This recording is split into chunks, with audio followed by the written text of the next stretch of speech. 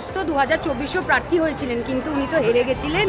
তো ন্যাড়া বেলতলা একবার আসে শুনেছিলাম, উনি দুবার এসছেন, অসুবিধা নেই। আবার বরানগরের মানুষ তাদের নিদান দেবে, গণতান্ত্রিক পদ্ধতিতে তাদের নিদান দেবে, এ বিষয়ে আমাদের কোনো চিন্তাই নেই। সেকেন্ড থট,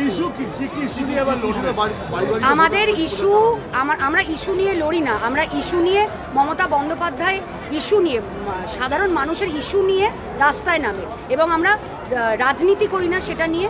আমাদের ইলেকশনের এজেন্ডা, আমাদের ক্যাম্পেইন উন্নয়ন হবে, মমতা বন্দ্যোপাধ্যায়ের উন্নয়ন হবে।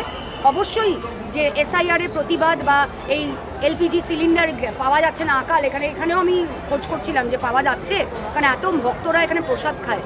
তো এই আকালের বিরুদ্ধে মমতা বন্দ্যোপাধ্যায় গতকালকেই মিছিল করেছেন, কিন্তু ইলেকশনে আমাদের এজেন্ডা উন্নয়ন, যেটা সারা বছর মমতা বন্দ্যোপাধ্যায় প্রত্যেকটা মানুষকে দিয়ে থাকেন। এবং আমি আমার ক্ষেত্রে বলবো, আমি উপনির্বাচনে জিতেছিলাম, আমি 5 বছরের টার্ম পাইনি, আমি 1.5 বছর সময় পেয়েছিলাম কাজ করার জন্য, এবং 1.5 বছরের মধ্যে যতটা সম্ভব আমি করেছি, এবং সেই বিশ্বাস থেকেই বলছি যে বরানগরে তৃণমূল কংগ্রেসের প্রার্থী জিতবে, মানে আমি জিতব।